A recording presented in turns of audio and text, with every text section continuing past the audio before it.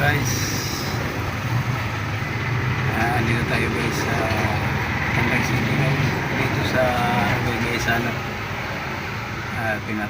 Pinapashare ko yung aking pamilya guys.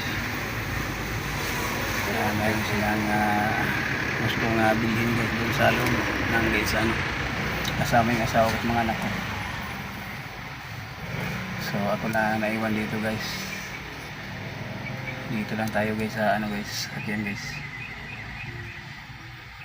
Binuksan ko yung yung bintana guys, kasi medyo gumanda na yung panahon guys. Medyo mainit na siya guys. Sa isang araw na grabe ulan. So ngayon medyo maganda na ang panahon.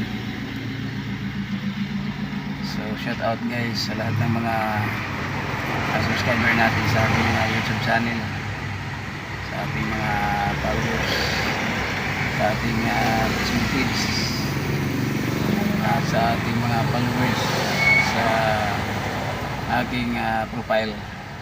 So maraming salamat guys sa inyo walang sawang suporta. So pasensya na ko guys, pasensya na kayo guys, medyo bihira lang tayo guys makapag-upload ng video guys. Busy tayo guys sa pagkakabit guys ng mga video, lalo na guys sa pagtitiyak guys. Marami kasi tayong bindo guys.